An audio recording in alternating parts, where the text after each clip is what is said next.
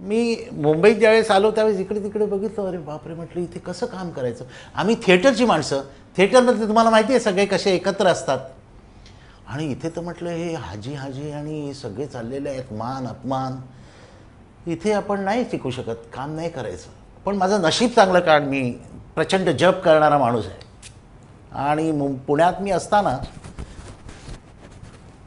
तो एक संजय वैद्य नावाचा एक मुलगा, असा खूप उंच धिप्पाड असा, तो अचानक आला आणि आमच्या बाबांना, म्हणजे माझ्या गुरूंना, मी बाबा म्हणायचो त्यांना, बबनराव शिंदे, आमचं ड्रेपरीचं दुकान होतं, कॉस्च्युम्स वगैरे सगळे मिळायचे तिथे.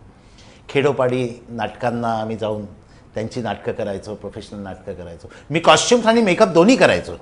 आग्र्याहून सुटका वगैरे मोठी मोठी नाटकं, संगीत सौभद्र वगैरे, मी कपडे आणि मेकअप दोन्ही करायचो. एवढं मला ट्रेंड केलं होतं. सगळ्या प्रकारचे फेटे बांधणं, सगळ्या प्रकारचे धोतरं बांधणं, नऊवारी साडी नेसवणं, सगळ्यात मी ट्रेंड. त्याच्यामुळे बाबांचा मी म्हणजे असा उजवा हात. आणि माझं वयवर्ष, मी बाबांना जॉईन झालो साधारणतः 7वीत असताना, आणि 10वी 11वीच्या लेवलला मी शरद तळवळकरांपासून मोठी मोठी जेवढी मधुवंती दांडेकर, जेवढे मोठे कलाकार आहेत त्यांचे संगीत नाटकात मेकअप केलेले होते. रामदास कामदापासून दाजी भाटवडेकर म्हणा, सगळे. मुद्दा असा होता की फिल्म इंडस्ट्री मला भयानक वाटली आल्यानंतर, इकडचे सगळे ते सगळ्या गोष्टी. आणि मी परत गेलो, म्हटलं हे काय, मध्ये मी उद्योग केले थोडेसे अजून काही, पण हे म्हटलं आपल्याला झेपणारं नाही आहे. कारण आम्ही अतिशय वेगळ्या पद्धतीने मुंबईत, पुण्यामध्ये काम केलेलं. जाणता राजासारखं नाटक आम्ही केलेलं, जिथे बाबासाहेब पुरंदरे आणि तो सगळा आदर्शवाद, नॉन करप्ट कॅरेक्टर बनवण्याच्या सगळ्या पद्धतीत आम्ही मुफट काहीतरी बोलून जाणार कोणतरी काहीतरी, त्याच्यामुळे म्हटलं हे काय आपल्याला सुटेबल होणार नाही. पुण्यात गेल्यानंतर पुणे फिल्म इन्स्टिट्यूटला मी, तिथे अंजीबाबू म्हणून होते, ते अंजीबाबू ते HOD होते मेकअपचे, अतिशय सुरेख माणूस, त्यांना एन्जॉय बाबू म्हणायचे, हैदराबादचे होते. ते एकदा आले आमच्या दुकानावर, ते आणि बबनराव शिंदे दोघे चांगले मित्र, आणि त्यांनी सांगितलं की एक मुलगा मला पाहिजे फिल्म इन्स्टिट्यूटला असिस्टंट म्हणून, तर तुझ्याकडे आहे का कोणी चांगला. तर बाबा म्हटले हा आहे, याला घेऊन जा, तुझी अडचण आहे तर. त्या काळातलं खूप काम चालायचं फिल्म इन्स्टिट्यूटला. ही साधारणतः 1983ची गोष्ट आहे. आणि मग तिथे काम करता करता करता एक फिल्म अंजीबाबूंकडे आली होती, नेहरूंच्या आयुष्यावर. मग ती फिल्म मी केली. तोपर्यंत एक मराठी फिल्म पण बाहेर केली होती, राम कदमांनी डायरेक्ट केली होती, पठ्ठे बापूरावांच्या जीवनावर पवळा नावाची फिल्म, ज्याच्यात अशोक शिंदे हिरो होता परत. कारण आम्ही ते दुकानावर असायचो त्यांच्या, त्याच्यामुळे सगळं मला अशोकचे बाबाच पाठवायचे सगळीकडे जिकडे आहे तिथे. मग हा संजय वैद्यची एंट्री झाली. फार ड्रॅमॅटिक आहे. संजय वैद्य काय म्हणतो मला, बाबांना, अहो ते श्याम बेनेगल एक जाहिरात आलेली आहे, ते वल्लभभाई पटेलांवर सिनेमा काढतायत, मी तिथे जाणार आहे माझा अर्ज आणि फोटो घेऊन, तर मला कुठला रोल सूट होईल. बाबांनी त्याच्याकडे बघितलं, तो 6.5 फूट असा उंच.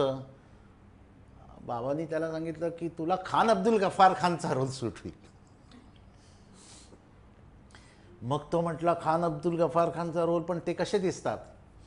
मग मला बाबांनी सांगितलं, बघ एक काम करा, तुम्ही आप्पाबळवंत चौकात जा पुण्यात, तिथे शाळेचं इतिहासाचं पुस्तक घ्या, त्याच्यात ते खान अब्दुल गफ्फार खान आहेत, ते आणा. मग मी ते बघितलं, मी म्हटलं अरे संजय, तुझं नाक आणि यांचं नाक केवढं मोठं आहे त्या खान अब्दुल गफ्फार खानाचं, दाढी. मग आम्ही तिथून तिथे काष्ठ औषधीच्या दुकानात गेलो, बीज वॅक्स घेतलं मी. त्याच्या आधी मी फिल्म इन्स्टिट्यूटला सगळे प्रयोग केले होते, बीज वॅक्स.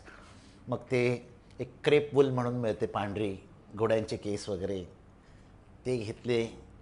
दुकानावर आलो, त्या प्रकारचा आम्ही मेकअप केला, त्याचा दाढी लावून त्याला नाक लावलं मी. आणि ते नाक आहे ना, ते नाक माझ्या आयुष्याची हे आहे, ते संपूर्ण गेम तिथेच फिरते. तर ते नाक वगैरे लावलं आणि हॉटशॉट कॅमेरावर त्याचे फोटो काढले आम्ही. त्याच्या टेरेसवर जाऊन हां मग ती टोपी नमाज टोपी ती घेतली बाबांकडे आमच्याकडे होत्यात आणि मग फोटो काढले आणि मी विसरून गेलो आणि हा पठ्ठा ते फोटो आणि ते घेऊन डायरेक्ट तो श्याम बेनेगलच्या केबिनमध्येच एक तर त्याची पर्सनॅलिटी अशी आणि एकदम हायली एज्युकेटेड होता की त्याला कोणी अडवलंच नाही आणि त्यांनी ठेवलं ते फोटो त्यांनी सांगितलं मला तुमच्या फिल्ममध्ये काम करायचं आहे आणि मला तो होता जरा थोडा अतिशय इनोसंट माणूस होता तो आणि मला हे श्याम बेनेगलांनी पहिलं फोटो हातात घेतला हा मेकअप कोणी केला आहे तुमचा हे आधी सांगा तर तो माझा मित्र आहे विकी त्यांनी केला आहे मेकअप हो का जरा त्याचा फोन नंबर आणि पत्ता मला त्याचा पुण्यात असतो फोन नंबर म्हणजे ते तिकडे त्या वाण्याकडे त्याचा फोन आहे नंबर त्या वाण्याकडे तुम्हाला फोन ते एक वाणी होता समोर आणि तिथे आम्ही एक वही ठेवली होती कोणाचा फोन आला की तो नंबर लिहून ठेवायचा वाणी तो काही दिवसभर बसून नाहीच उद्योग 2 का 3 रुपये घ्यायचा एका मेसेजचे त्या काळात असे बऱ्याच ठिकाणी सिस्टम होती माझ्या घराच्या इकडे पण एक टेलिफोन बूथवाला होता STD बूथवाला तो पण माझे नंबर यांचे फोन आले तर त्याने दिला त्याला सांगितलं गेलं की तुला आम्ही बोलू तू बाहेर ऑडिशन दे त्याने ऑडिशन दिली काय असेल ते आणि आल्यानंतर साधारणतः मी कुठल्या तरी मी स्पर्धा करायचो खूप नाटकाच्या एकांकिका स्पर्धा अख्ख्या महाराष्ट्रातल्या औद्योगिकपासून ते कामगारपासून सगळ्या स्पर्धा माझ्याकडे असायच्या वेगवेगळे पुण्यातले पण सगळ्या स्पर्धा माझ्याकडे असायच्या फक्त ते पुरुषोत्तम करंडक वगैरे ते भावे काकांकडे असायचं भावे काका पण ग्रेट मेकअप आर्टिस्ट तर 1-2 दिवसांनी 3 दिवसांनी आल्यानंतर त्या मारवाड्यांनी असं लिहिलेलं होतं तिथे श्यामा बाबू का बाबी काहीतरी लिहिलं होतं त्याच्या तिकडून मुंबईहून फोन आहे 44022447 काहीतरी नंबर हां मी तिच्यावर फोन केला त्या नंबरवर फोन केल्यानंतर एक अतिशय थोर माणूस माझ्या आयुष्यात आला श्याम बेनेगलांकडेच होता तो राज पायस म्हणून त्यांनी फोन नंबर माझं बोलला मला म्हटलं एक काम कर ती तू नाक लावलं आहेस ना ते मटेरियल घे आणि पटकन मुंबईला ये बाकीचं तुला इकडे समजावतो आणि तुला मी पैसेही देतो काही प्रॉब्लेम नाही येण्या जाण्याचं वगैरे जे काय ते मी मुंबईत गेलो मुंबईत आल्यानंतर मला श्यामबाबूंच्या केबिनमध्ये मला म्हटलं हाय हॅलो हाव यू एन फिल्म इन्स्टिट्यूट हे ते आमचं बोलणं सुरू झालं मला म्हटले ते की आम्ही परवापर्यंत इथे ट्रायल करत होतो सरदार पटेलची मुंबईतले एक्सलंट मेकअप आर्टिस्ट होते आणि त्यांना मी नाक लावायला सांगितलं परेश रावलला पण ते काय सॅटिस्फॅक्टरी झालेलं नाही काम आणि आता ते शूटिंगमध्ये गेलेत करमसारला त्या सरदार पटेलच्या गावी तिथून शूटिंग चालू आहे बारडोली काहीतरी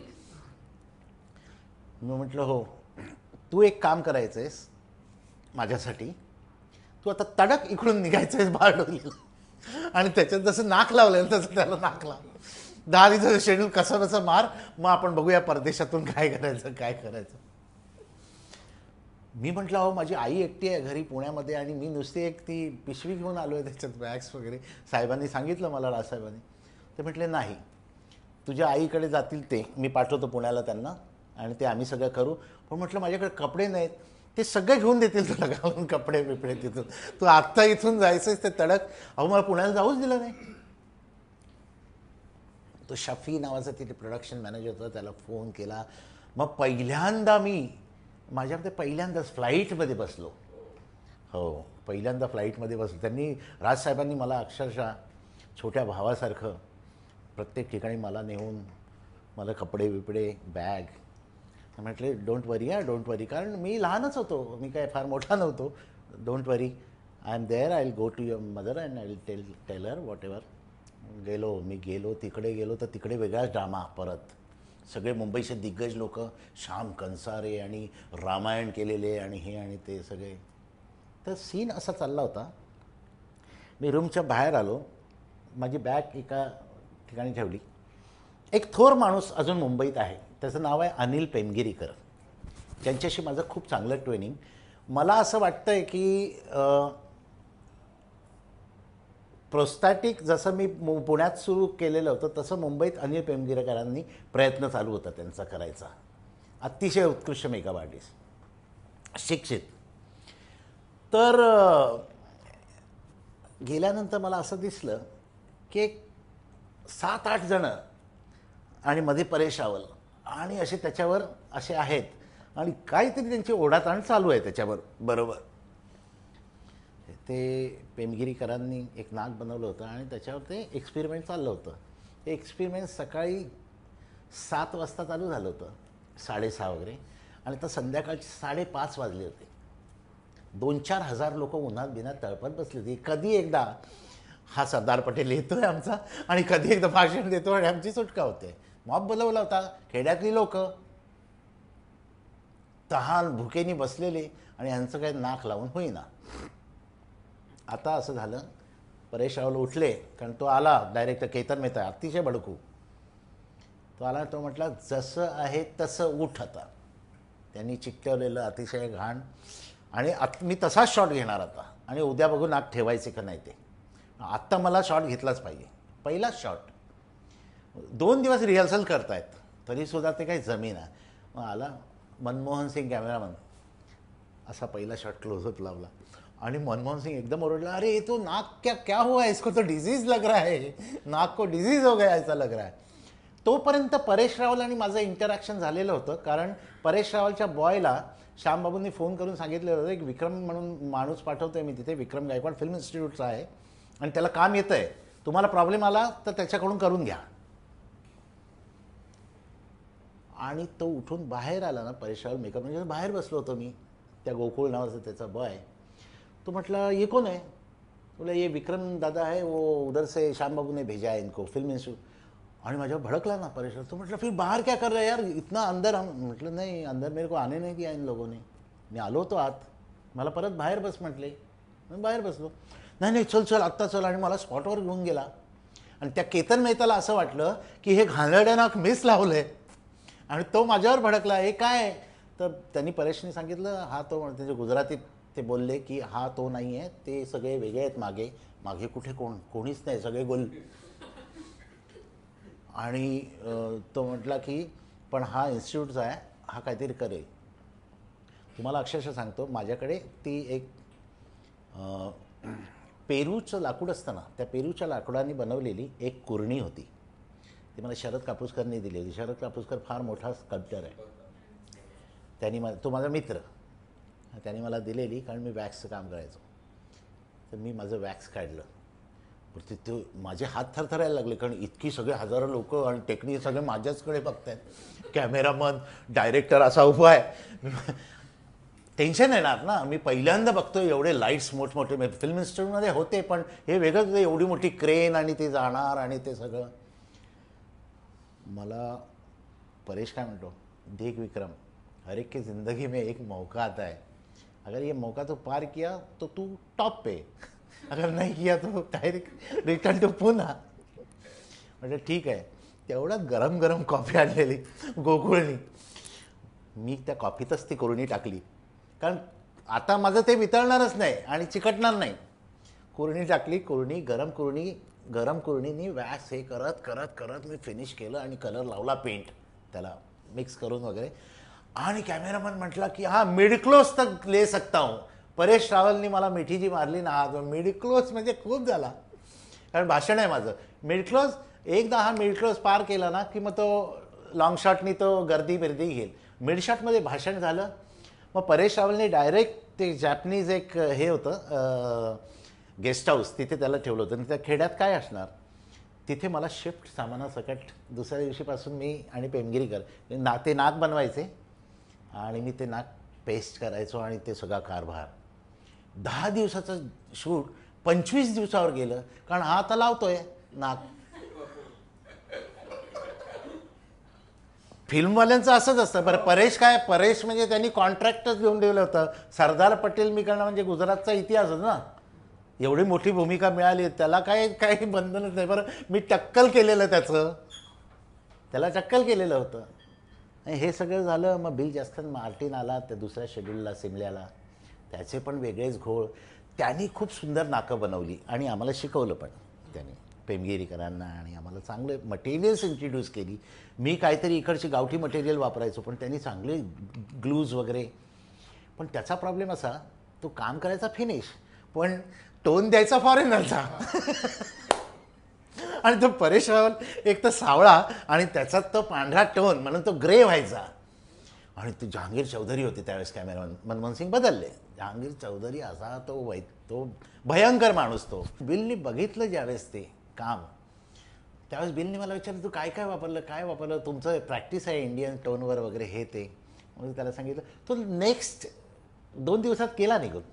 तो थांबला. तो फुल फिल्मसाठी आला होता. तो गेला निघून. तो डायरेक्टरला म्हटलं, माझी गरज नाही आता, ह्याच्या एवढं फिनिश करूच शकत नाही मी काम.